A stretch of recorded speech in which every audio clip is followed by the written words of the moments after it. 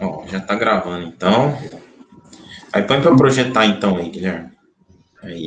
aparecendo, professor? Isso, tá ótimo, tá Ó, tá assim. tudo certinho, certinho. Eu vou bater nos prints da tela, viu, Guilherme? Preciso te Tranquilo. mandar os outros, viu, Everaldo? É? Preciso te mandar os outros. Isso, manda sim. Eu mandei tudo por ruas lá, né? Eu falei, ó, Aham. escolhe aí as melhores aí e põe É, lá eu no tenho site da as de Annelise. ontem, eu acho que eu não te mandei as de anteontem. Eu vou te mandar tudo. Eu vou printando e pondo no Word, né? Fica mais Isso. fácil, né? Ah, tá. Tá? Também dei um print aqui já. Aí vamos Uhum. começar então, né? Então, eu vou dar Isso. abertura aqui e aí a gente já inicia aí. Então, sejam todos bem-vindos aí, né, ao 23º Simpósio de Iniciação Científica, né? Nessa noite aí temos 3 trabalhos da área de automação, engenharia de automação e da engenharia mecânica. O primeiro trabalho é o estudo de sistemas de separação de água e óleo. O aluno é o Guilherme Augusto Frise e é meu orientado aí no trabalho, né? Então, uma satisfação, Guilherme. Obrigado aí pela confiança, né? E a Anelisa, né, já agradecendo aí essa imensa ajuda que a Anelisa tá prestando aqui, né? Nos auxiliando, né, e também avaliando os trabalhos, né. Hoje eu acho que a avaliação fica toda por conta da Annelise aí, né, porque é orientador, eu Eu vou comentar agradeço, algumas eu coisas, agradeço muito. mas a avaliação fica toda por Esses conta. trabalhos me enriqueceram muito. E esse seu É título verdade. aí, Ô, esse Ana, seu eu título. falo que eu sempre aprendo muito, né, com essas Uhum. bancas. Eu gosto muito de participar de banca, assim, ainda mais de iniciação científica, quando os alunos ali estão, né, começando na pesquisa, então eu gosto demais. Então, tá muito legal aí, né, e com a sua ajuda aí ficou ainda mais bacana. Oh, legal. E esse teu título aí de separação de água e óleo, eu tô ávida em saber o que você vai falar.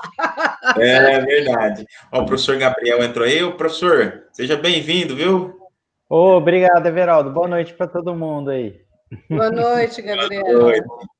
A gente já vai dar início já, tá, Gabriel? Já dei a abertura aqui e o Guilherme vai então fazer a apresentação já do trabalho dele, tá? Então, Guilherme, você tem aí 10 minutinhos, né, com um pequeno acréscimo aí se for necessário, tá bom? Mais Certo. uma boa apresentação para você, tá? Vamos dar início aí então. Oi, pessoal, boa noite mais uma vez. Meu nome é Guilherme, eu sou aluno do curso de Engenharia e Automação da Unilins, e eu queria contar uma história para vocês. Em 2009, eu trabalhava como auxiliar mecânico em uma oficina na cidade de Lençóis. Eu era responsável pela limpeza desse sistema. Porém, mesmo investindo muito na limpeza, eu percebia que a eficiência daquele sistema não estava muito bacana. Acontecia o derrame de óleo para a rede de captação de efluentes, e depois de muito tempo eu resolvi pesquisar a fundo de por que não, daquele sistema não atendia a necessidade do empreendimento. Bem, eu vou começar a iniciar falando dos derivados de petróleo. Atualmente é impossível imaginar o nosso modelo de vida sem derivados de petróleo. Os combustíveis são compostos por, em especial, o diesel e a gasolina, possuem em sua composição hidrocarbonetos e metais pesados, que são contaminantes tóxicos. E os lubrificantes, eles são feitos a partir de óleo base, que pode ter origem mineral, sintética ou vegetal. Para aumentar a vida útil desse lubrificante e aumentar as propriedades dele, são adicionadas substâncias chamadas aditivos. Com o passar do tempo da vida útil desses lubrificantes, esses aditivos vão se decompondo, eles vão reagindo com outras substâncias durante a atividade, e a partir dessas reações podem resultar em substâncias mais tóxicas, porque como, por exemplo, acetonas, ácidos orgânicos e dioxinas, entre outros tóxicos também. E, por outro lado, também, esse lubrificante, depois de usado, também pode conter metais pesados, que podem ser oriundos da sua fórmula original, como também absorvidos do equipamento durante o trabalho. Bem, estabelecimentos como postos de abastecimento, oficinas mecânicas e lavadores automotivos, eles estão sujeitos a acidentes e derrames dessas substâncias durante suas atividades. O excesso desse material deve ser recolhido e enviado à reciclagem. Porém, é quase impossível retirar todo aquele material da superfície. Por isso, esses empreendimentos devem ter um sistema de separação de água e desses derivados. Ou melhor, um sistema de tratamento. Esse sistema de tratamento é composto por um sistema de captação. Esse sistema de captação deve envolver todas as áreas de trabalho. Por exemplo, aqui na imagem nós temos de um posto de gasolina. Ele contorna a área de abastecimento e a área da troca de óleo. Esse sistema leva esse efluente até o sistema de separação de água e óleo. Esse efluente contém partículas oleosas, combustíveis, detergentes e sabões utilizados para lavagem de carros, solventes que são utilizados na limpeza de peças, e essas substâncias, elas facilitam a emulsão dessas partículas oleosas na água. Por isso, para poder retirar a maior parte desses contaminantes, também o sistema de tratamento é composto pelo sistema de separação. Geralmente eles são construídos em alvenaria, fibra de vidro, plástico ou até aço inox ou alumínio. Eles geralmente são compostos por 3 estágios. Nesse primeiro estágio, como vocês podem ver aqui à direita, é onde acontecem a separação do óleo e da água dessas partículas maiores, devido à diferença de densidade entre eles, a densidade do óleo ser menor, e também por questão da polaridade entre a água e o óleo. Então, como eu comentei, aqui acaba acumulando as partículas maiores de óleo, e as partículas sólidas que vêm junto com o efluente, limalha metálica, poeira, fuligem, acaba se decantando no fundo. A passagem de água do primeiro para o segundo estágio é através de um tubo que ele é posicionado na altura onde há a menor concentração de contaminantes, ou seja, próxima do fundo. O segundo estágio é um estágio muito importante e que depende muito do bom dimensionamento desse sistema de separação, porque nesse segundo estágio é necessário um escoamento laminar desse efluente, porque com essa baixa velocidade de escoamento, as partículas emulsionadas de óleo, elas conseguem se aglutinar e ter força para se separar da água. Uma tecnologia relativamente recente se popularizou em 2010, que é as placas coalescentes, que esse material coalescente, o óleo não se agrega a ela, pode ser feita de plástico, polipropileno, ou de substâncias que tenham tratamento superficial, para que o óleo não se grude nelas. E o interessante dessas placas é que elas devem ter uma inclinação de 45 a 60 graus, de uma maneira que as pequenas partículas de óleo, elas acabam ficando retidas em certa parte dessa placa. Porém, com o tempo, vai juntando mais gotículas de óleo, e com isso, essa parte de óleo consegue massa suficiente para ter empuxo e subir. Então, o processo de aglutinação desse óleo emulsionado é feito nesse estágio, e esse sistema de placas coalescentes, ele aumenta muito a eficiência do sistema. Porém, ainda não existe nenhuma legislação específica que obrigue a utilização dela nesse sistema. Bem, para poder entender um pouquinho do licenciamento, de quem que vê se esse sistema é funcional ou não, para isso nós temos que entender um pouquinho de legislação. Na esfera federal, nós temos a resolução do CONAMA 430. Ela determina os padrões máximos de metais pesados e outros componentes tóxicos.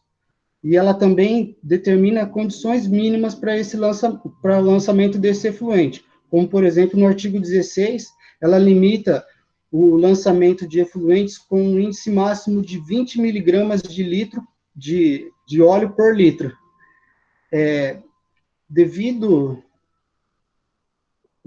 Se você pega o posto de gasolina, ele apresenta um alto risco de acidentes e derrames, principalmente de combustíveis. Por isso que existe uma legislação mais específica para esse tipo de empreendimento. É um processo de licenciamento muito mais burocrático.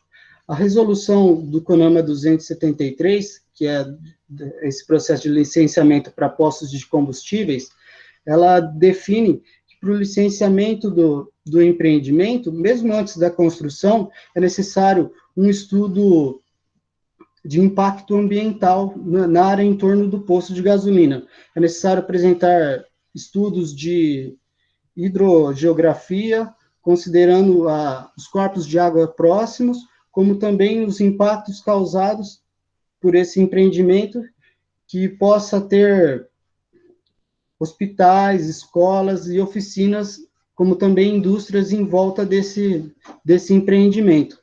Essa resolução também exige o projeto, antes da construção, da estrutura, como também do sistema de tratamento do efluente no posto de gasolina. Essa norma, ela diz que esses projetos devem ter fundamentação às normas técnicas, e a norma responsável pelo dimensionamento e o projeto do sistema de tratamento é a BNT 14.605-2. Essa norma, ela auxilia no dimensionamento da vazão de trabalho do sistema. Ela considera toda a captação de águas pluviais, como também os índices de chuva da região. E com isso, a gente consegue um processo muito mais rigoroso e com resultados mais expressivos em questão de qualidade do sistema.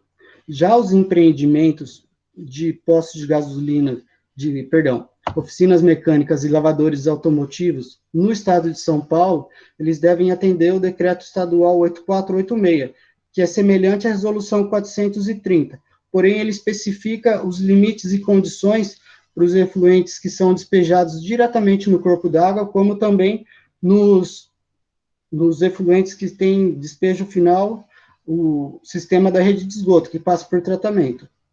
Na cidade de Lins, ou melhor, quem define se esses empreendimentos devem ou não possuir o sistema de separação é a legislação municipal de cada município. Dessa maneira, em Lins, a Lei Municipal 6236, que é uma lei bem recente de 2015, ela exige que postos, lavadores automotivos e oficinas mecânicas são fontes de poluição e de contaminantes. Por isso, elas exigem a utilização de caixas de separação de sólidos e de óleo. Porém, esse texto só faz essa obrigação, deve ter o sistema de separação de sólidos e de óleo, o que dá uma brecha muito grande para ter sistemas não eficientes em funcionamento por aí. Com isso, nós temos por uma situação onde, o objetivo do meu trabalho, analisando essas características encontradas, é analisar os sistemas de tratamento de água contaminada por derivados de petróleo em postos de combustíveis, oficinas mecânicas e lavadores automotivos na cidade de Lins. E a justificativa é devido a empreendimentos que têm um resíduo perigoso incomum atender diferentes legislações. Dessa maneira, a gente tem sistemas ineficientes e que, com isso, geram uma grande quantidade de despejo de componentes tóxicos ao ambiente e aos seres humanos, como, por exemplo, os hidrocarbonetos e metais pesados. Também entram nessa classificação dioxinas também é um componente muito cancerígeno. Fora essa carga tóxica, o resíduo oleoso também gera certas dificuldades no ambiente. Por exemplo, em águas paradas, o óleo tende a empoçar sobre a superfície da água.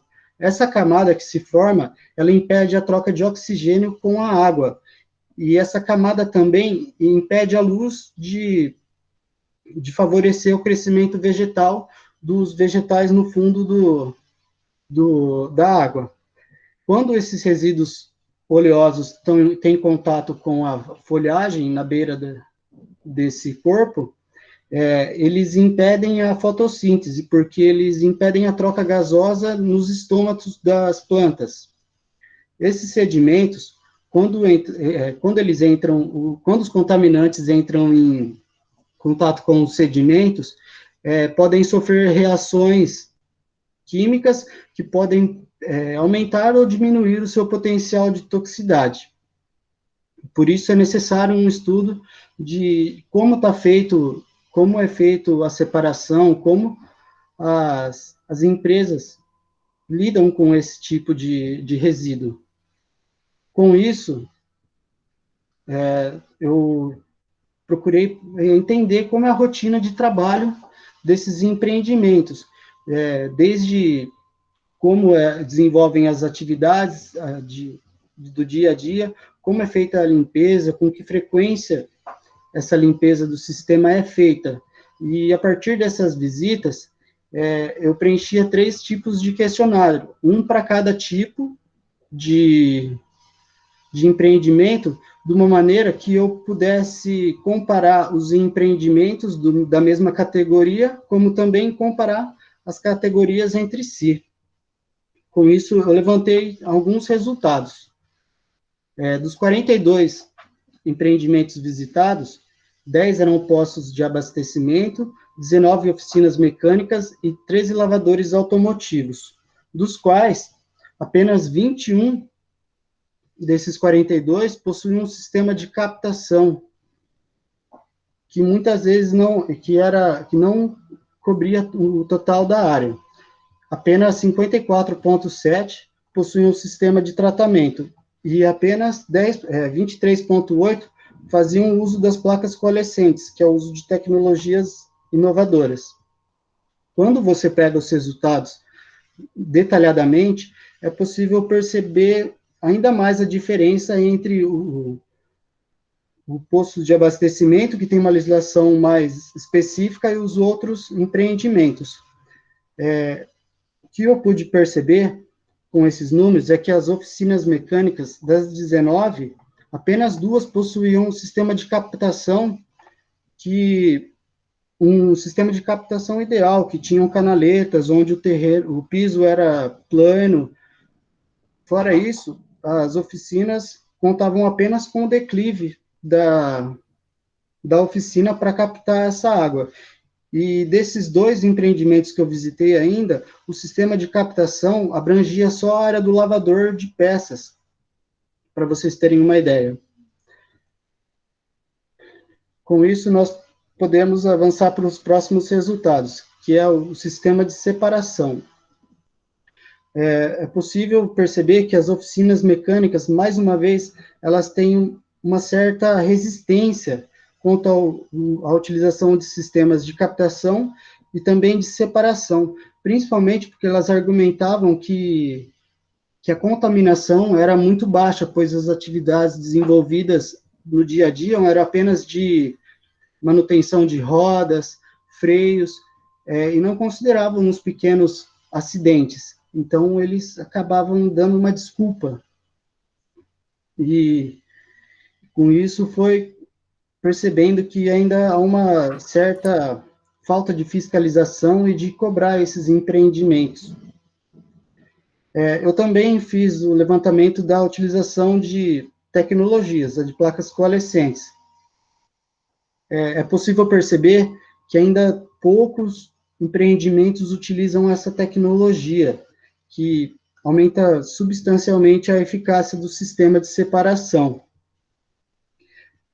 Além do pouco uso de tecnologia, quando você observa os resultados dos lavadores automotivos, separando em duas subcategorias, dos lavadores presentes em postos de abastecimento e os lavadores comuns, é possível perceber muito essa diferença de legislação.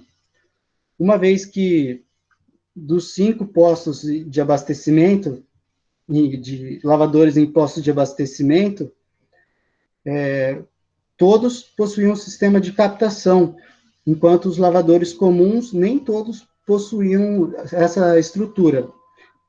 A utilização de tecnologias também fica meio visível, onde os postos de gasolinas buscam, provavelmente devido à maior necessidade de tratamento, maiores tecnologias.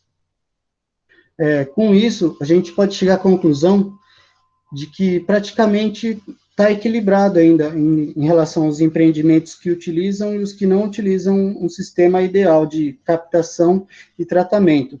Isso pode ser resultado da legislação ser recente, uma vez que a licença de funcionamento desses estabelecimentos vence de 5 em 5 anos. Então, provavelmente, ainda não houve esse processo de adequação dos empreendimentos e visando melhorar esses índices, nós tínhamos que investir em ações públicas que vissem que esses empreendimentos que não possuem esses sistemas de captação se regulamentassem, pois são subsistentes, pois fazem influência nos números. E também é necessário que as políticas públicas garantam um bom funcionamento dos sistemas já existentes. Também é necessário o incentivo e o desenvolvimento de novas tecnologias. Por exemplo, o meu trabalho de TCC com o professor Everaldo também, estamos tentando desenvolver um sensor para poder reconhecer uma certa quantidade de óleo nesse sistema de separação e que liga um sistema automático para retirar esse óleo do sistema. Com o uso de tecnologias novas, a gente pode aumentar a eficiência desses sistemas, como também garantir que esses sistemas funcionem bem por um prazo maior. Bom, pessoal, acho que é isso. Muito obrigado. Parabéns, Guilherme. Obrigado, muito bom pessoal. Trabalho. Guilherme, eu tenho umas... Bom, o Everaldo, ele é se orientando, então depois você fala, né? Com certeza, não, aí fica à vontade. Eu tenho uma dúvida, e a relevância do seu trabalho é assim, absurda, né? Porque essa coisa do óleo na água, cara, é complicadíssimo. Seu trabalho foi citado em uma das bancas aí, porque o pessoal estava falando de hidrocarboneto. E eu até citei aquele posto Texaco que tinha lá na Dom Pedro II, lembra? Dom Pedro II, na frente do Farina ali. Aí aquele posto tinha anos ali, ele foi embargado justamente por essa mistura, né, do hidrocarboneto, do óleo com a água e tal, e parece que estava passando por lençol freático, e é engraçado porque quem fechou, aí você falou, isso foi outra coisa maravilhosa que eu gosto nos trabalhos. O cara não se atém só ao nível dele, porque você está fazendo engenharia de automação, mas você foi pesquisar na engenharia ambiental, as leis, não sei o que, entendeu? Então, você fala com uma propriedade que eu acho que isso que engrandece o aluno e o trabalho, porque ele passa a barreira eu vou pesquisar só o que eu faço. Não, o que você faz envolve uma série de coisas, né?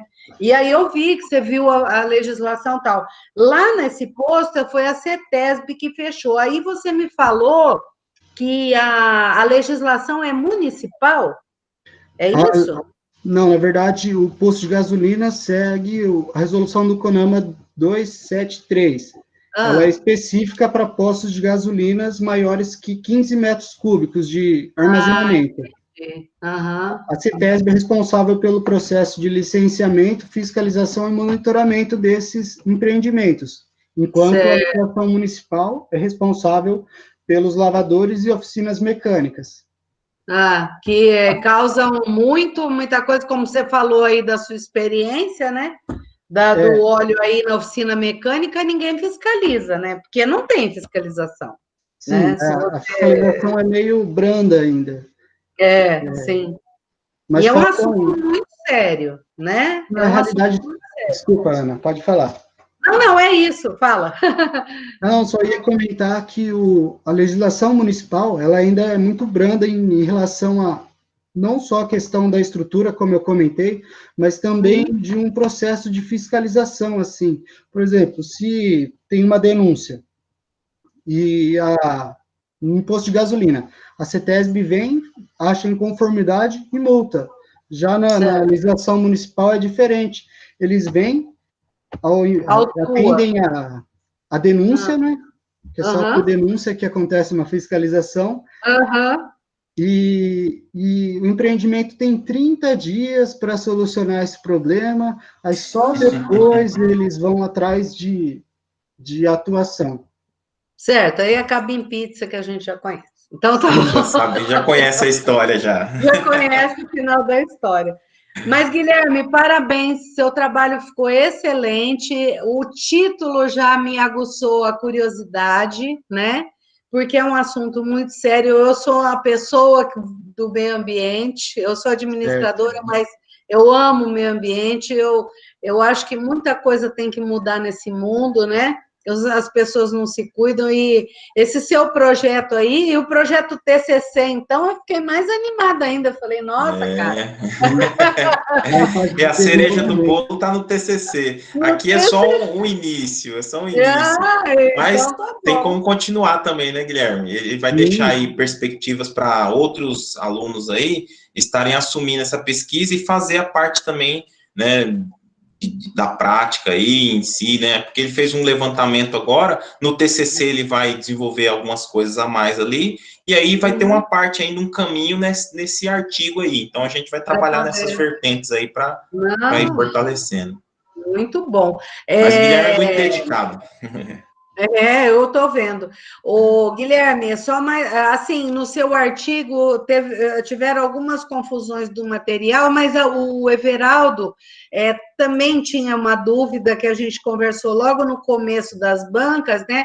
Então, eu mesma vou modificar uma parte do referencial teórico, porque o referencial teórico, neste modelo de artigo, ele é entendido como resultado da sua pesquisa, né? Então, eu vou passar ele para resultados e discussão. Você viu que até para apresentar, você começou a falar, depois você falou, agora tem que voltar para o objetivo e para a justificativa. Justamente, porque você tinha que colocar a introdução, objetivo, justificativa, depois falar, né? Então, ficou meio confuso. Corrido. É muito conteúdo para poder entender todo o processo da pesquisa, viu? 10 minutos são pouco. É pouco. Aí eu vou ajeitar isso, então já estou até te falando, e depois a gente coloca de uma outra forma também o instrumento de pesquisa no seu artigo. Mas parabéns, seu trabalho ficou excelente, eu adorei, tá? Parabéns. Obrigado, Ana, pelas considerações aí, com certeza tudo vai ser acatado aí, né, porque a Ana é a mestre, doutora nessa parte aí de organização de trabalho científico, então é a pessoa certa para estar aqui nos ajudando e avaliando.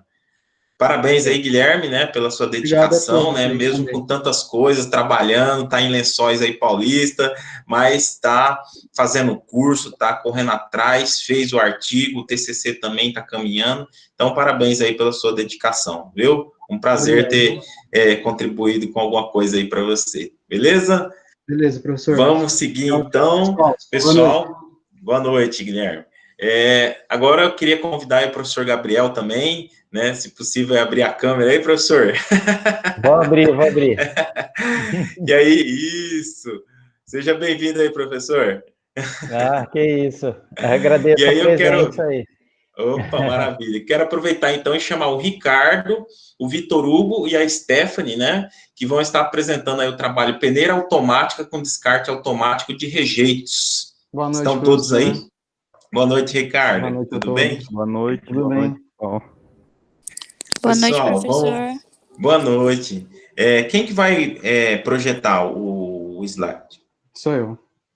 Então, por gentileza, Ricardo, já coloca Pode para começar? projetar, tá? Pode pôr ele para projeção. Pessoal, se vocês puderem abrir a câmera na hora de apresentar, tá? Seria interessante. A minha câmera tá com problema, não. Tá. Não Tá tem bom? problema, tá? Quem Vou ficar conseguir, devendo. tá, não tem problema não. Quem conseguir, por gentileza, abre. Se não tiver como, sem problemas, tá? Posso começar? Então, pode iniciar aí. Bom, boa noite, pessoal. O título do nosso PIC é Peneira Automática com Descarte Automático de Rejeito.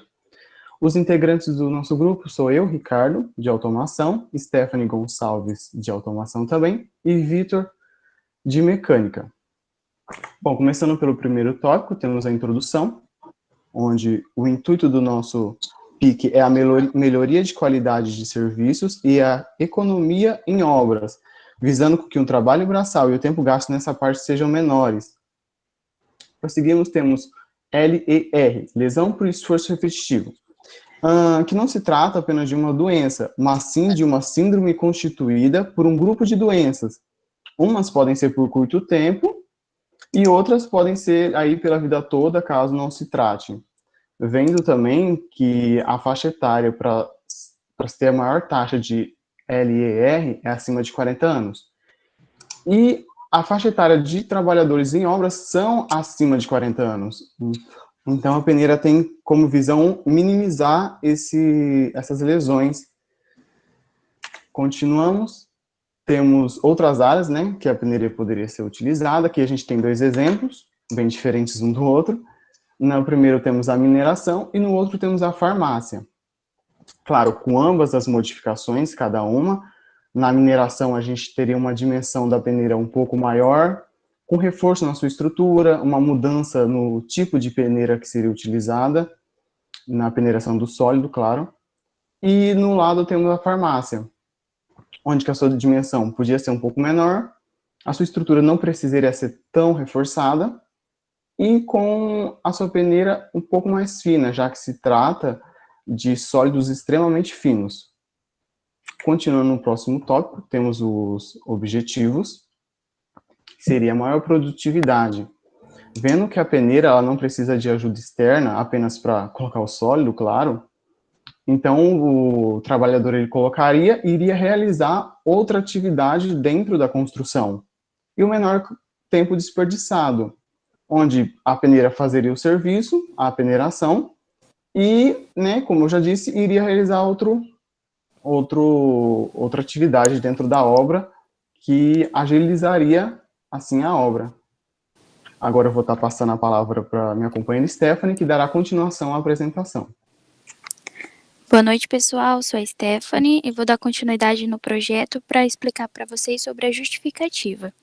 A nossa justificativa para a elaboração do projeto é em cima da qualidade de vida dos colaboradores, pois se cada um deles tiverem uma boa qualidade de trabalho, terão consequentemente mais disposição para realizar os serviços designados.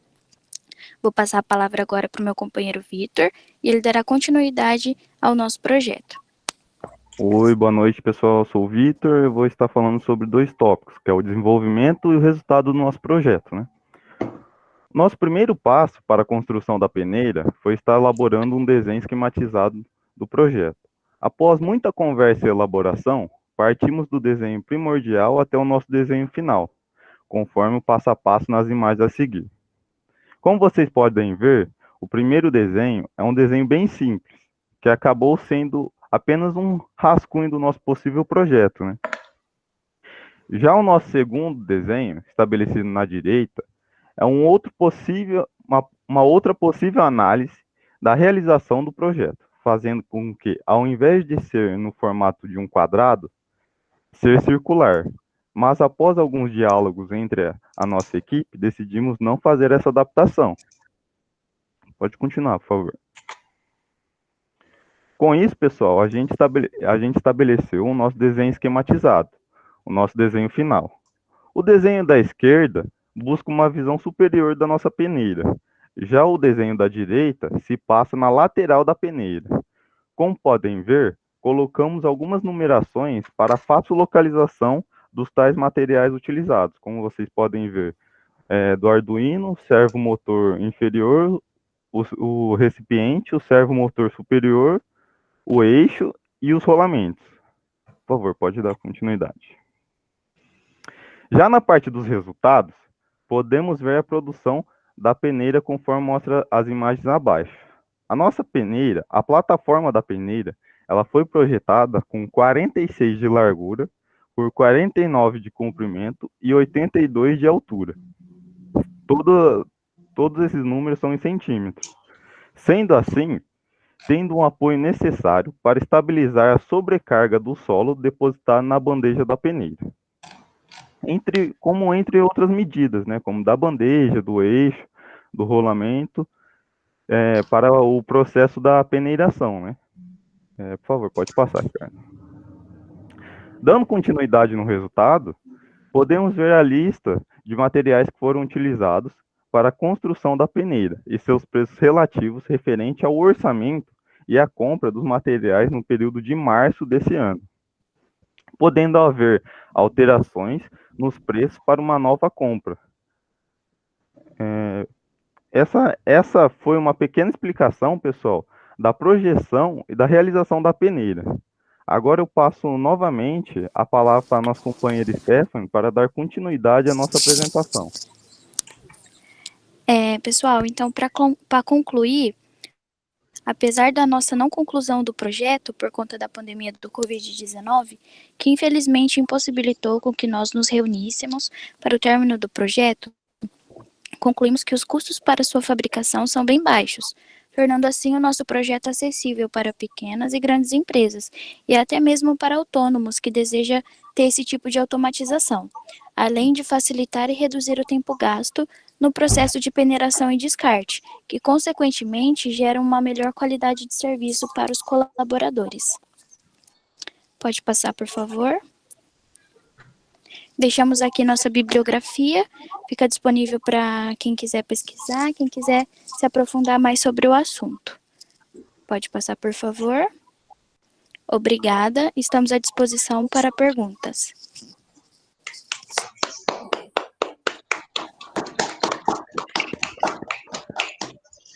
Obrigado, Stephanie, Ricardo e Vitor Hugo pela apresentação, né? Professor Gabriel, né? Eu quero iniciar aí falando do trabalho de vocês. Eu gostei muito da ideia, tá, pessoal? Eu acho interessante aí a gente ter aplicações aí e envolver, né, os cursos aí, automação e mecânica, né, que tem tudo a ver, né, dá para fazer muita coisa juntos aí, esses cursos, né, e eu queria só fazer algumas considerações do trabalho de vocês. Primeiro, eu queria sugerir para vocês utilizarem algum software de desenho, né, para desenhar aquelas estruturas, tá, pessoal? Hoje não é difícil, tá?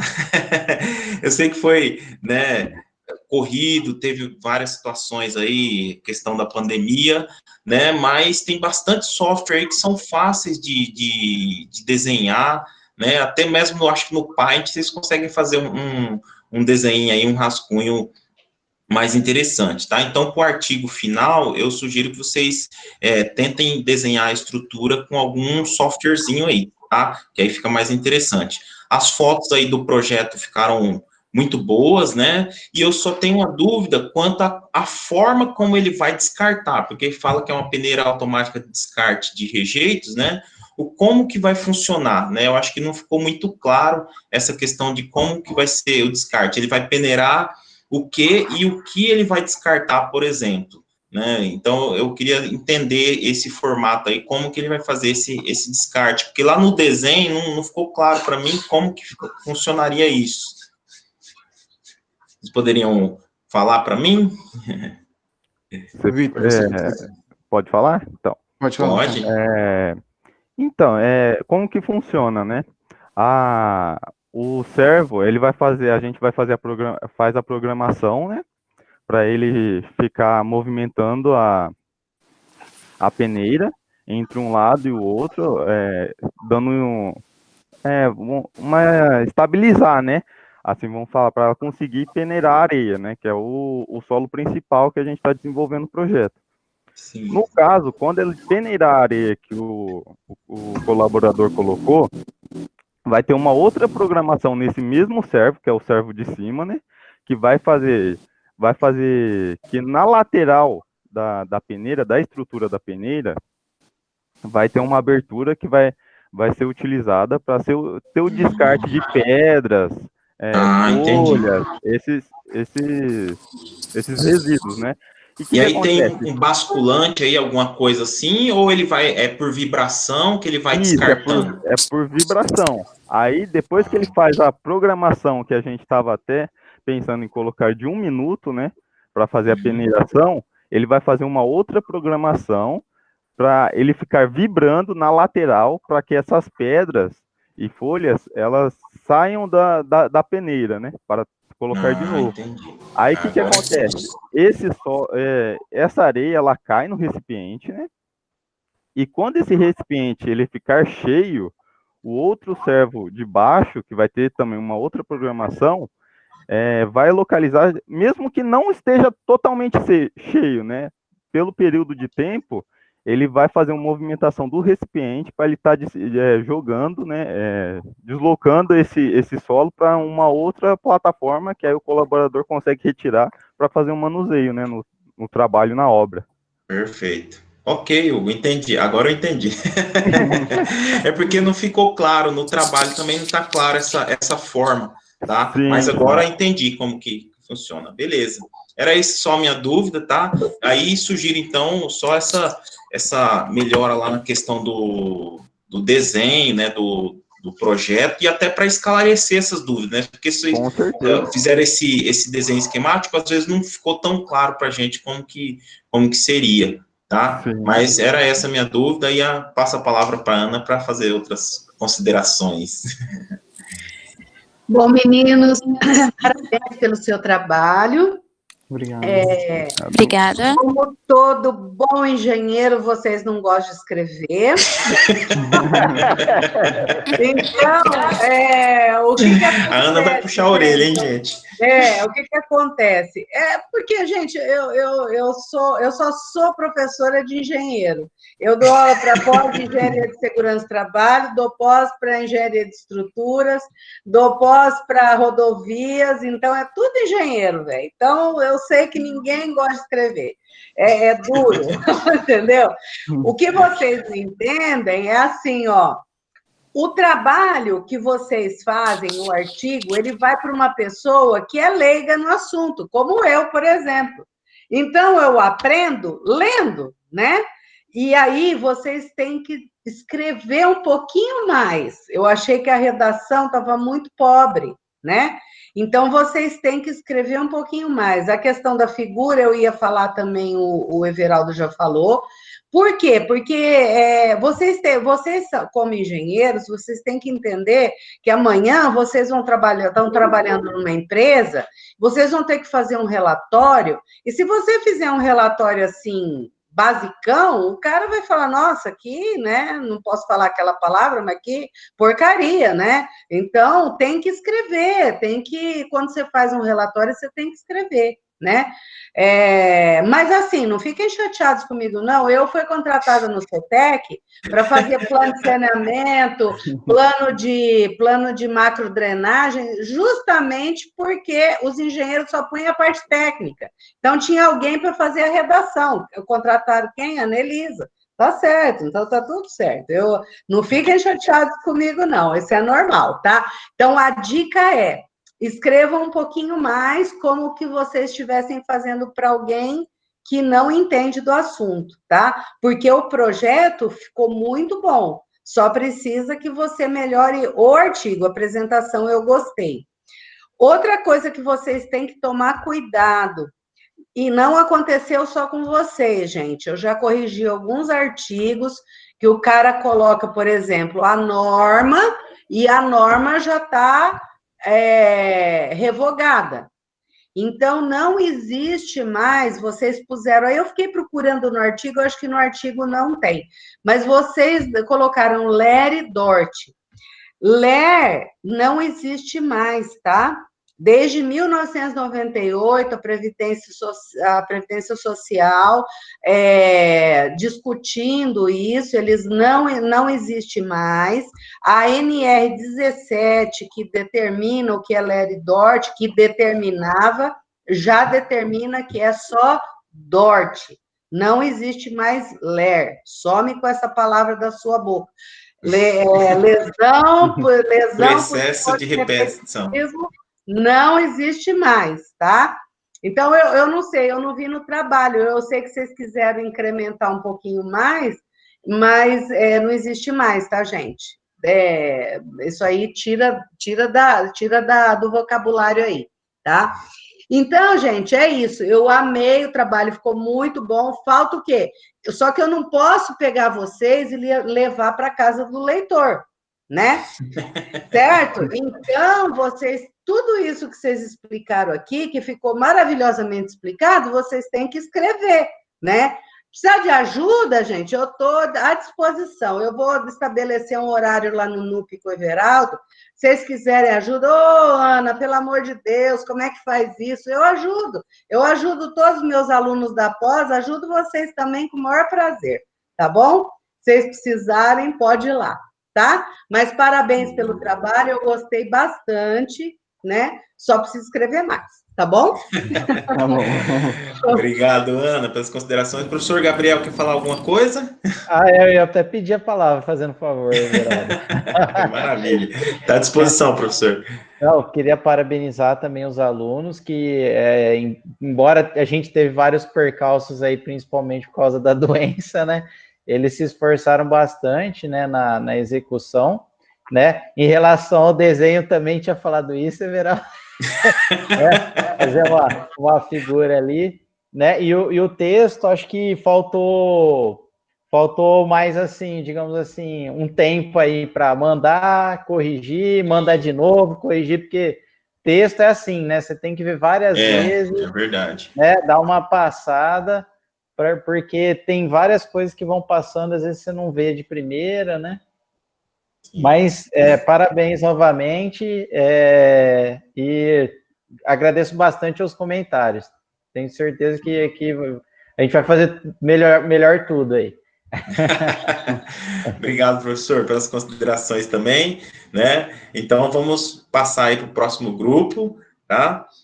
O próximo grupo, então, é o João Pedro Vicente e a Rosiane. Eles vão estar apresentando aí o tema desenvolvimento de uma planta didática termosolar de concentrador cilindro parabólico. Falei certo aí, João Pedro?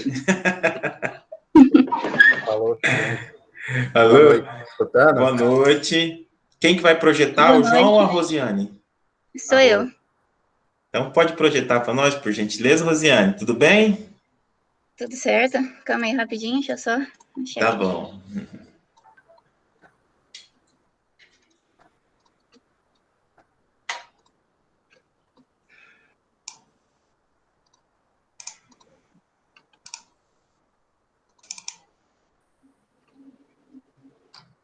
Foi?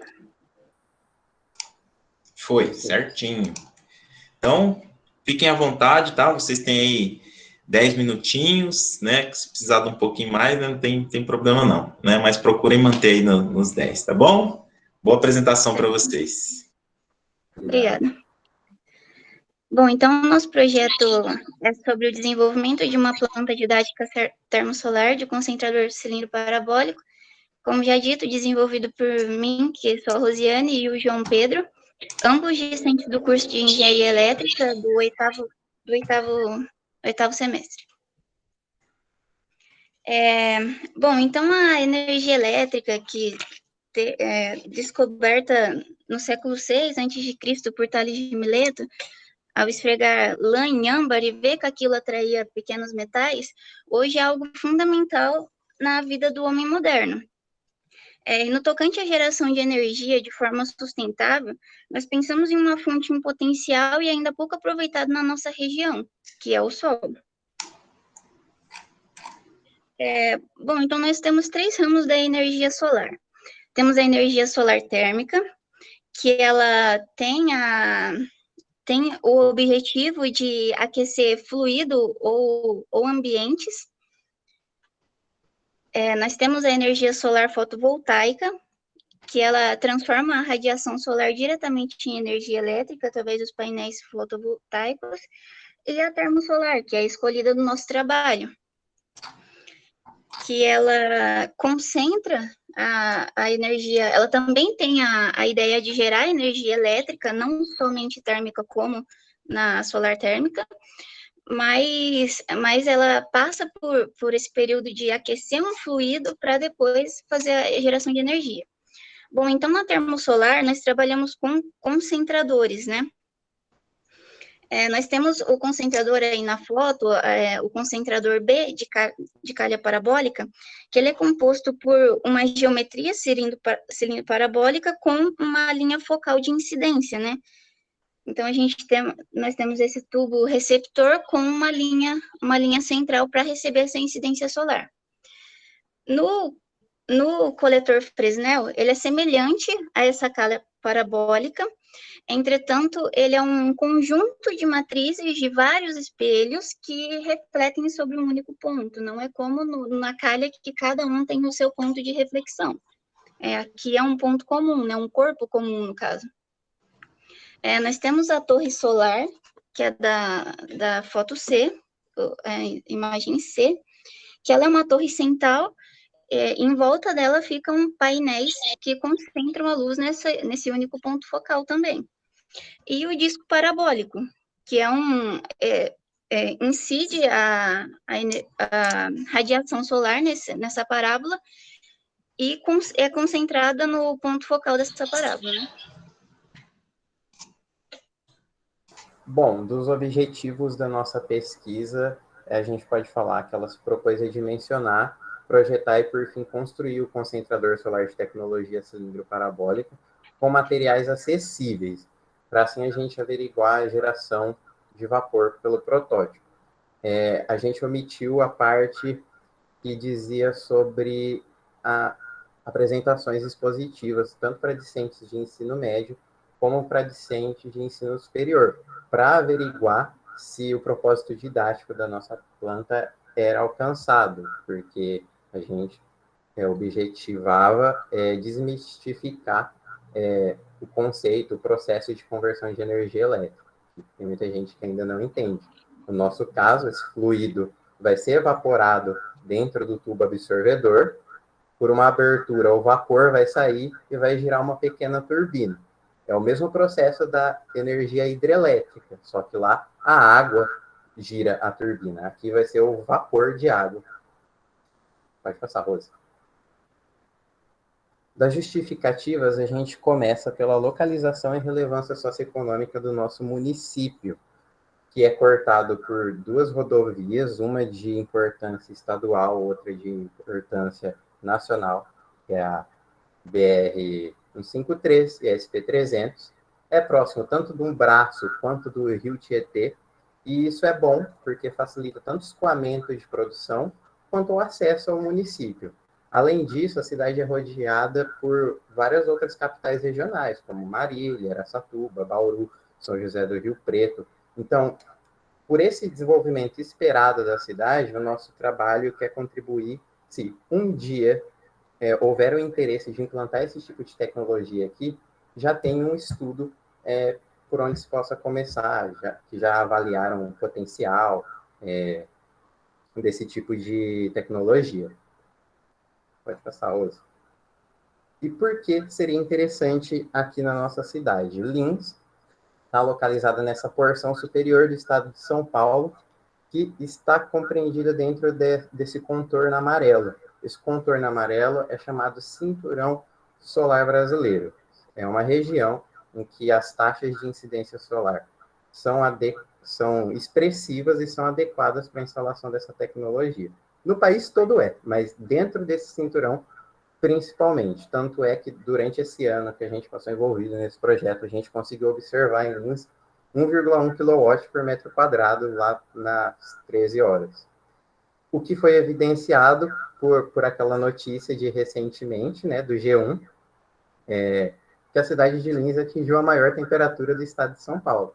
A incidência solar não é a única variável que influencia na temperatura. Tem pressão, tem o clima da região, mas ela é sim a principal. Se ficou quente é porque tinha bastante sol aqui. Pode passar. Além disso, esse tipo de tecnologia serve para diversificar o nosso cenário energético regional. Sendo que aqui em Guaimbê, a gente já tem uma fazenda fotovoltaica que é quase o dobro da cidade ali, né? A gente tem a usina hidrelétrica de Promissão muito perto, fora aquelas gerações particulares, como a usina fotovoltaica Professor Milton Léo, aqui na Unilins, as usinas de açúcar e álcool, que geram para si mesmas por biomassa, e é esperado uma termoelétrica a gás na região. Então, ia ser bastante diversificado, só ia faltar uma eólica aqui mesmo, para ficar completo, e uma por ondas, mas não tem mar, né? Além disso, o Sol ele é uma fonte inesgotável de energia para dimensões humanas de tempo, né? Então, se alinha com essa essência sustentável que o município de Lins tem, tanto é que ele é participante do projeto estadual Município Verde e Azul, que auxilia e promove políticas públicas para promover o desenvolvimento sustentável do município.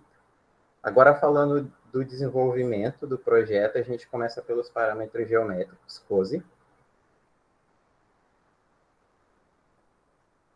E o porquê da parábola ser uma forma geométrica tão interessante para o nosso trabalho, porque ela tem uma propriedade focal. Na imagem, a gente tem um ponto F ali, em verdinho. Neste ponto, é concentrado todo e qualquer raio solar que incida ortogonal, perpendicular, a essa abertura A. Então, essa é a região que a gente vai colocar o tubo concentrador de cobre para a energia ser absorvida e transferida à água. Tem bastante parâmetro aí, porém, o que é mais importante agora para a gente é a abertura A da parábola, aí abaixo do eixo horizontal, esse ângulo de borda φ, próximo ao ponto F. Pode passar. Por quê? A parábola ela tem uma equação reduzida, que é a expressão 3. Porém, a gente buscava uma expressão em função desses dois parâmetros que eu salientei no slide anterior. Por quê? O ângulo φ ele tem um valor indicado na literatura que as melhores práticas industriais adotam. Então, a gente gostaria de usar esse valor. E a abertura, ela determina o tamanho do nosso concentrador. A gente queria um projeto de escala reduzida, então a gente não podia colocar qualquer valor e esperar que a fórmula retornasse uma abertura gigantesca. Então, se a gente observar, a expressão 6 já é explicitamente em função da abertura, mas ela é função de beta também. E beta é função de φ, como a gente pode ver na expressão 2 e na expressão 1. Então, a gente pode falar que a expressão 6 é função de φ, função da abertura. Da literatura, a gente tem essa expressão que dá a área do concentrador mesmo, que é aquela parte reflexiva, em função dessas variáveis determinadas e também pelas obtidas pela equação, que é a abertura e a distância focal e o comprimento do coxo. Pode passar. Como a gente vai ter um tubo absorvedor em cima da superfície refletora, e esses raios solares vão estar incidindo perpendicularmente à abertura, uma sombra vai ser projetada. Então, por meio de óptica geométrica, trigonometria básica, a gente conseguiu determinar o comprimento dessa sombra. Pode passar. Aqui a gente tem o desenvolvimento matemático, que faz a semelhança entre os triângulos, que é aquele eixo de simetria, que tem a distância do tubo ao Sol, mais a distância do tubo ao concentrador, por metade da sombra é igual à distância do tubo ao Sol pelo raio do tubo absorvedor. A gente faz o desenvolvimento e a gente nota que a distância do tubo ao Sol ela é muito superior à distância do tubo ao concentrador. A gente está falando de 150 milhões de quilômetros, uma unidade astronômica, e de 30 centímetros. Então, a soma dessas duas parcelas vai ser a primeira, né? A distância do tubo ao Sol, que é a distância da Terra ao Sol. Com isso, a gente conclui que é 2 vezes o raio, o comprimento da sombra, que é o diâmetro do tubo absorvedor. Pode passar. Mas o Sol é uma fonte extensa de luz, então a gente tem que considerar os efeitos de penumbra. Uma fonte extensa de luz tem a sombra, que é aquela parte mais escura, e tem a penumbra, que são as partes laterais um pouco mais claras. E pela óptica geométrica a gente consegue calcular, definindo esse ângulo epsilon, que é o arco tangente do diâmetro do Sol, pela distância do tubo ao Sol. Conseguindo esse ângulo, a gente tem a tangente dele, e a distância do tubo ao concentrador também já é conhecida. Então, pela expressão 13, a gente consegue a penumbra. Já adianto que esses valores foram muito pequenos, foram desprezíveis no final. Foi mais para o estudo mesmo. Pode passar. O que acontece é que a superfície não é plana. Ela é parabólica. Então, de forma análoga a que a gente consegue a área do concentrador, a gente também consegue a área da parábola sombreada, mas para esses parâmetros dessa pequena parábola, onde esse AS, azinho S, abertura da parábola sombreada, corresponde ao comprimento de sombra mais comprimento de penumbra. Essa área foi desprezível também. Agora, começando dos parâmetros energéticos, a gente vai falar da potência absorvida, que é aquela diretamente aproveitada pelo tubo de cobre absorvedor. Ela é produto da radiação solar incidente, da refletividade da superfície do concentrador refletora, da área útil, que é a diferença da área do concentrador menos a área sombreada, a absortividade do tubo absorvedor de cobre, que é o quanto o cobre consegue absorver dessa energia, e a fração de radiação refletida que chega ao absorvedor. A potência útil é aquela que vai ser, de fato, aproveitada pelo fluido, porque vai ser descontada delas as dissipações devido aos fenômenos de convecção e de radiação. A convecção é aquele fenômeno em que o fluido que envolve o tubo absorvedor, no caso o próprio ar, sofre ali uma transferência de calor para si, então ele aquece, a densidade do ar diminui e o ar acende. E a radiação é porque o tubo aquece. Então, se tem temperatura, tem radiação infravermelha sendo emitida. Está sendo emitida, está sendo dissipada. Pode passar. Aí a gente consegue, por conhecimentos de calorimetria, determinar o tempo que essa água vai demorar para evaporar dentro do tubo. Quando a gente tem uma substância e a gente vai alterar o estado dela, no nosso caso, a substância está no estado líquido, vai para o estado sólido, tem duas parcelas de energia envolvida. A primeira, que é o calor específico, serve para aumentar a energia cinética das moléculas dessa substância, que macroscopicamente a gente compreende como temperatura. Então, serve para aquecer a substância. A segunda parcela de energia, o calor latente, serve para quebrar a coesão entre essas moléculas, ou seja, para de fato mudar o estado. E não depende da temperatura, como a gente pode ver aí na expressão 20, que é o calor latente, 19 é o específico, depende. Mas depende de massa, que a gente colocou em função do volume e da densidade, que é o que a gente vai trabalhar com volumes de água. E para a gente conseguir esse tempo, a gente sabe que a quantidade de calor ela é em joule, é energia. E a potência útil é em watt, que é joule por segundo. Fazendo a razão entre eles, a gente consegue um resultado em segundos, e dividindo por 60, a gente consegue em minutos. Pode passar. Porém, é um projeto manufaturado, então uma porção de não idealidades são esperadas, as perdas esperadas são maiores e, portanto, o tempo real de evaporação é para ser maior também. Então, a cada teste, a gente vai, por uma planilha do Excel, obter o tempo calculado ideal e, cronometrando mesmo, vai obter o tempo real para cada teste. E a gente vai fazer um rol com esses valores, e numa análise estatística aí de média, de moda, a gente vai determinar esse coeficiente de vaporização aí, para fazer esse afinamento e obter um resultado mais condizente com a realidade. Agora, só lendo mesmo como é o procedimento de teste, em um momento de alta incidência solar, por volta das 13 horas, orienta-se o concentrador parabólico de forma que os feixes solares incidam perpendicularmente ao plano formado pela abertura da parábola e seu comprimento. Este alinhamento pode ser obtido fazendo a sombra do tubo absorvedor coincidir com a posição das traves que o sustentam. Obtém-se um volume determinado de água da torneira e com um termômetro obtém-se a temperatura inicial dessa água.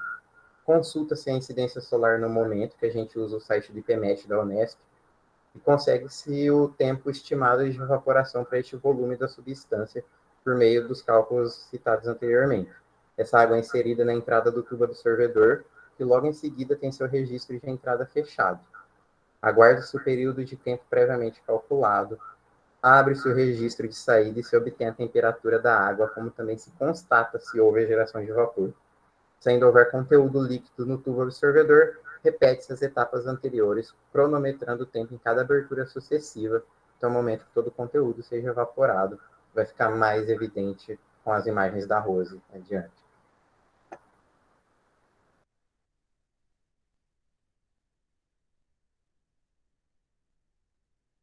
Microfone fechado. Bom, então, sobre os parâmetros geométricos, conforme falado pelo JP, foi definido, de acordo com os nossos objetivos do trabalho, uma abertura da parábola de 1 metro e o fio, como ele já disse, que é o mais utilizado industrialmente, com melhores resultados, de 80 graus. A partir disso, nós tivemos uma diferença entre a distância focal e a altura da parábola de 0,09 metros, que seriam 9 centímetros, né? A altura da parábola, que seria esse cantinho aqui, do ponto focal até aqui em cima, né? De 21 centímetros. Com isso, a gente tem uma distância focal, que é do vértice da parábola até o nosso tubo absorvedor, de 30 centímetros. A área total do concentrador fica em 1,12 metros quadrados e a área útil também em 1,12 metros quadrados. Porque como o JP já mostrou pelos cálculos, a área de parábola sombreada são desprezíveis, assim como a penumbra também. Bom, então, de valores energéticos, a gente não tem resultados por meio de testes, mas supondo uma incidência solar de 1 kW por metro quadrado, a gente teria com o nosso projeto uma potência absorvida, que é aquela radiação aproveitada que incide sobre o tubo absorvedor, de 787,8 watts. E a potência útil, que é essa aproveitada menos a potência que a gente perde, de 686,6 watts. Como os testes feitos, eles não foram nas melhores condições, então foram só testes preliminares para a gente ver se conseguia aquecer o fluido, se conseguia gerar calor, gerar vapor, na verdade, porque a ideia era a gente se unir, mas por essa questão da pandemia teve a dificuldade de juntar para fazer os testes nas condições ideais, de se unir para terminar, de construir, porque a gente não fez a parte do reservatório. Então foram testes só para a gente ver mesmo como é que estava andando o projeto, não foram naquelas condições ideais que o JP disse antes. Então, analisando sobre uma perspectiva de 50 ml de água, com uma temperatura inicial de 25 graus, a gente demoraria 3,1 minutos no nosso projeto para a evaporação desse fluido. Então, como foram feitos os nossos testes, né? A gente usou aqui, primeiro começou pelo posicionamento do concentrador, de forma que a incidência solar desce sobre o nosso tubo absorvedor. Então, aqui na foto, na segunda foto, né, a foto 13, a gente consegue ver aquilo que o JP tinha dito antes, sobre condizer aqui a sombra com os sarrafos laterais, né, essa orientação, mas aqui na primeira foto a gente também consegue ver que está refletindo sobre o tubo absorvedor por esse plano, né, e aí vê que a reflexão está realmente alinhada com o tubo. E como foi feito? Foi um reservatório improvisado, né, a gente só colocou água ali dentro mesmo, colocou ele numa altura superior à do tubo absorvedor, para que facilitasse o escoamento de água, e aí deixou ali por um tempo no sol e depois foi se conferir a entrada. Esses testes preliminares foram feitos entre meio-dia e 1 hora, e foram todos durante o outono, então não foram nas melhores condições, não tinha um sol nas melhores condições também, e basicamente foi assim, né? Então deixamos a água ali dentro por um tempo e depois conferimos no registro de saída. Então, como já dito, foram 2 testes, e em um dos testes a gente chegou a uma temperatura de 70 graus e geramos vapor. Teve uma geração de vapor. Aqui tem um vídeo que eu vou precisar parar a apresentação, porque a gente não conseguiu consertar aqui o slide. Então, calma aí.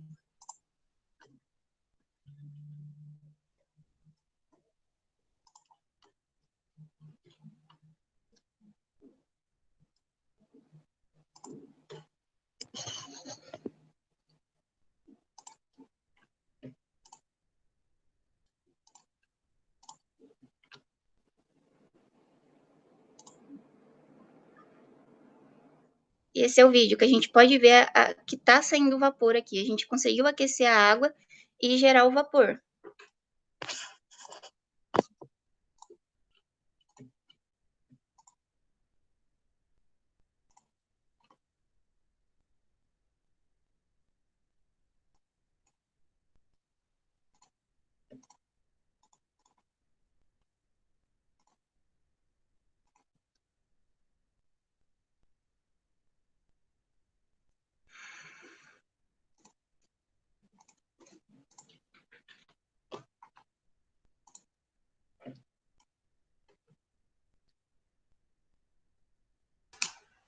Tá apresentando o slide? Não, né? Não tá, Rosiane. Acho que tá a tela do computador, Rosiane. Ele não tá aparecendo o slide. Pode pôr a tela do computador e você abre o slide aí, dá para acompanhar.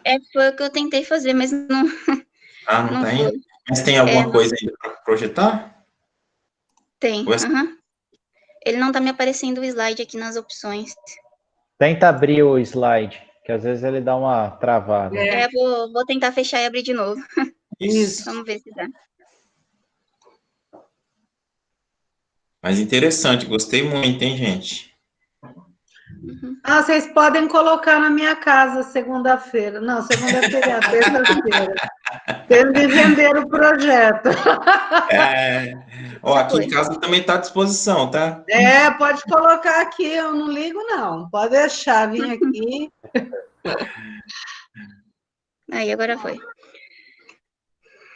Bom, então, apesar das dificuldades que a gente teve com os testes e não conseguir terminar a planta como a gente queria, a gente teve resultados satisfatórios, porque a base para o projeto funcionar é a geração de vapor, e isso a gente teve, mesmo que não nas melhores condições, né? E também, partindo dos cálculos, a gente teve resultados satisfatórios com relação aos nossos objetivos, tanto em construção geométrica, porque um dos objetivos é que seja algo de fácil locomoção, quanto em ganhos energéticos também, que a gente viu que tem uma área sombreada baixa e a gente consegue atingir uma geração proveitosa ali. E uma das ideias iniciais é que tivesse um sistema de reaproveitamento de fluido, né? Que não ficasse ali só parado no sistema, a gente tivesse esse giro.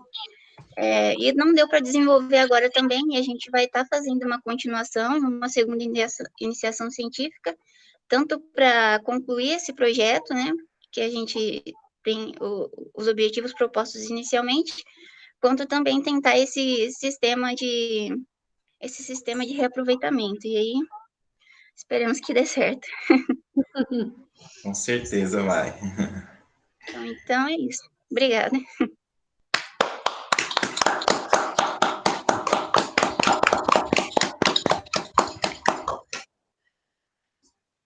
Parabéns aí, pessoal. Olha, vou ser bem sincero, gostei muito, né, do projeto. Parabéns aí, Gabriel, né, João, Rosiane, né, são projetos aí que a gente dá gosto de ver, né. Eu queria iniciar, né, perguntando se esses cálculos que foram feitos, se tem alguma coisa aí na literatura a respeito disso, porque a gente viu que vocês detalharam bastante, né, a questão dos cálculos, todos os cálculos. Engenharia é isso, né? A gente gosta, engenheiro gosta de calcular, né? Por isso que eu fiquei apaixonado aí pelos cálculos. Eu conheço o João aí, a Rosiane, né? Foram meus alunos também, né? O João gosta de física, já dá aula, já deu um pouquinho de aula de física, né, João? A hora que você falou ali da sombra, penumbra, aquelas coisas todas de cálculo lá, eu falei, que legal, que da hora. Então, aplicando aí física, aplicando a engenharia direta, né? Então, gostei realmente, sim, de tudo que foi feito. Eu queria saber se tem algo desse tipo, né? Se não tem, eu achei interessante aí a gente até buscar publicações aí para fora, né? Porque se foi algo, assim, diferente, né? Se for um formato diferente dessa forma de captação aí para fazer esse tipo de geração de energia, né? Então, acho que vale a pena aí a gente trabalhar o artigo aí para tentar publicações aí, eu acho que vale a pena, tá? Gostei muito mesmo, né? Vocês explicaram de uma forma bem tranquila, né? A apresentação foi bem legal, né? E eu gostei bastante aí, tanto da forma como apresentaram quanto do trabalho, tá? Então, parabéns mesmo. Tem algumas coisas no artigo para melhorar, sim, tem, né, principalmente a parte de equações, tá, tem que ajustar lá, tem que ter um cuidado. Eu passei por isso, tá, no doutorado, meu doutorado foi todo fazer a parte de, como é que fala? Descrição matemática do experimento que eu fiz também, e eu sei que é bastante complicado você conseguir colocar essas equações certinhas lá para ficar bonitinho, né, mas peço que vocês dêem uma caprichada lá, porque aí vai ficar ainda melhor o trabalho de vocês, tá? Aí eu acho que a Ana pode até falar um pouco mais, dar umas dicas aí legais para esse trabalho, beleza? Mas parabéns, Rosiane e Gabriel, pela orientação aí. Vai lá, Ana. O trabalho dos meninos ficou excelente. A parte alguma coisa de formatação, não estou falando nem de adequação de algumas coisas, ficaram todas certinhas, eles puseram a metodologia, eles fizeram a introdução certa, eles fizeram tudo certo. A única coisa, João Pedro e Rosiane, quando vocês citarem, antes de vocês citarem a equação, então vocês colocam assim, era justamente isso, Everaldo, que eu ia pedir, é só isso, o resto, tipo assim, ó, tal e tal coisa foi obtido através da equação 1, aí é que nem a equação 1, tal e tal coisa, a equação 2, ou a equação 1, 2, 3 e 4 fazem, como é que é? Reformou, demonstra um resultado de tal coisa. Então, é só isso que falta colocar para ficar perfeito. Mas, assim, ó, para engenheiro, vocês puseram tudo certinho, metodologia, introdução, objetivo. Nossa, eu babei, falei, meu Deus, e me venderam o projeto. Pode pôr aqui na minha casa que eu não vou ligar. Tá bom? Mas é só isso mesmo, gente. É só colocar, explicar lá. Tal coisa é obtida através da equação 1. E vocês puseram mais equações na apresentação, né? Do que no artigo. Tem mais tem que pôr lá, tem que pôr tudo no artigo, porque ele ficou show de bola, tá? Então, parabéns, nossa, e eu, apesar de leiga, nada de engenharia, entendi tudo aí. Tanto que eu estou querendo esse projeto aqui na minha casa, tá? Parabéns. Obrigado, Ana. Parabéns, Gabriel. Olha, fantástico. Show de bola esses seus meninos aí, tá? Gabriel, quer fazer alguma consideração? Pode ir, ficar à vontade. Não, nossa, não tem nem palavra para descrever, né? Eu estou muito feliz também. Eu queria parabenizar muito o João Pedro e a Rosiane, se esforçaram muito, porque assim, o projeto em si fugiu bastante da engenharia elétrica, né? Para falar a verdade. Verdade. Entrou mais na mecânica, eu percebi mesmo. Ó, termo, né? Foi... Construção mecânica não tem nada de elétrica aí, hein? A parte elétrica que é chegar na geração de energia não deu tempo de chegar, né? É verdade. Mas eu assim como o Everaldo, eu acho que assim, assim, digamos assim, dando uma evolução um pouquinho maior aí nos resultados, eu acho que dá para publicar, com certeza. Sim, porque eu acho que é um assunto bem novo, né? E assim, a gente não vê muitos trabalhos nessa área, né? E principalmente essa parte de reaproveitamento aí, que seria evaporar, né? Seria fechar o ciclo, né? Voltar para a água e voltar de novo, né? Isso aí a gente não chegou a encontrar, né, João Pedro, Rose? Eu, pelo menos, do que eu li, eu não vi, né? Vale a pena investir, né? Exatamente. Continuar a pesquisa, aí mesmo. Estamos esperando vocês em 2021, gente. Vou cobrar, hein, iniciação científica lá no NUP. E eu fiquei muito feliz pelos resultados e é isso aí mesmo. Parabéns novamente. Foi muito bom o trabalho. Com certeza. Excelente. Maravilha. Obrigado, Gabriel, mais uma vez. Obrigado, João Pedro, Rosiane. Então, chegamos ao final aí, né, das apresentações do simpósio, né? Foram 4 noites aí muito proveitosas, né, Ana? Nossa! Eu amei, viu, Everaldo? Eu também.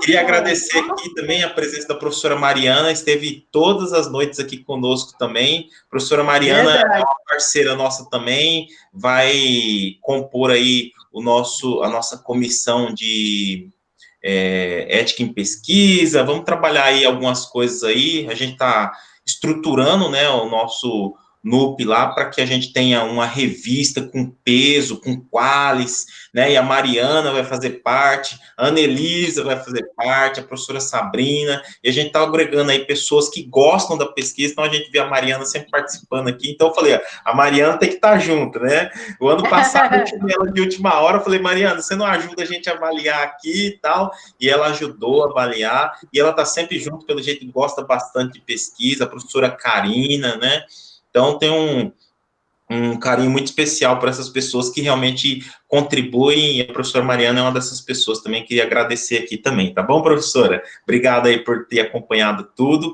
e com certeza vai estar junto com a gente aí nos próximos, aí, fazendo toda essa avaliação dos artigos. Tá, joia? Gente, muito obrigado por tudo. Parabéns. Obrigado. Oi, Veraldo. Oi. Obrigada. Só respondendo a sua pergunta, existe usina do tipo na Espanha, nos Estados Unidos, mas são poucas. Trabalhos fazendo em escala menor. Tem também, mas é direto, entendeu? Eles só montam e dão os resultados energéticos, não tem o dimensionamento. E tem um livro só disso, que é do Calogero. Só que a expressão usada lá, ela é muito complexa. Tanto é que a gente botava o que a gente queria lá, obtinha o resultado, ia medir, não dava certo, daí a gente usou trigonometria mesmo, que... mas foi show, cara, eu achei o máximo. E sobre o artigo... parte. Óptica geométrica é comigo mesmo. Amei demais. E sobre o artigo, já tem a segunda versão sendo feita, essas fórmulas a mais do slide, a gente não colocou, que a gente estava fazendo ele normal, e já estava dando 12 páginas, tinha que ter 15. Aí eu omiti essa parte do sombreamento. Só que aí a hora que jogou para 2 colunas, foi para 9. Aí agora a gente vai colocar de novo. Entendeu? Maravilha, perfeito, perfeito. Fechou. Obrigado aí pela resposta. Com certeza, eu sei que dá para a gente aproveitar um artigo muito bom aí, tá? Então, pessoal, mais uma vez, muito obrigado a todos pelos os dias que estivemos aqui reunidos. Foi muito bom mesmo. Eu estou muito feliz, né, pelo simpósio aí, pelo Connect, né, que encerra hoje também, sempre trazendo aí palestras, né, os coordenadores pelo esforço aí, né, o Gabriel, né, trouxe palestras aí excelentes, né, o pessoal sempre falando aí muito bem de tudo que foi feito aí no Connect. Então, muito feliz, né, sei que foi um desafio muito grande, porque, né, nesse sentido de utilizar essas tecnologias, teve dia que deu, ontem, né, foi o dia que deu mais problemas, né, mas os dias aí foram tranquilos, teve alguns probleminhas nas palestras também, mas coisas pontuais, assim, que foram resolvidas, então, realmente, estou muito feliz aí, que a gente consiga sempre fazer esses excelentes trabalhos aí, que quem ganha com isso são os alunos, principalmente, né, e a instituição, os professores, então é muito bom estar junto com vocês aqui. Beleza, gente? Muito obrigado mais uma vez, Anelisa. Obrigada, bom feriado, meninos, meninas, Obrigadão. professores. É verdade, feriadinho, Agora segunda, para você sextou, descansar. Everaldo. Agora sextou. Sextou. Aí depois, pessoal, a gente vai fazer a seleção dos melhores trabalhos aí, tudo, para colocar aquela menção honrosa. Todo mundo quer saber, né? Quem que venceu, quem que conseguiu a menção honrosa. Normalmente a gente seleciona uns 5 trabalhos, né? Então, os melhores aí, né, a gente vai selecionar e depois a gente manda, né, o aviso aí, coloca no site lá para tirar foto depois, entregar os certificados, tá bom? Então, aguardem aí. Um abraço a todos. Bom final de semana. Tchau, gente. Tchau, Tchau. tchau. Tchau. Deixa eu parar a gravação aqui.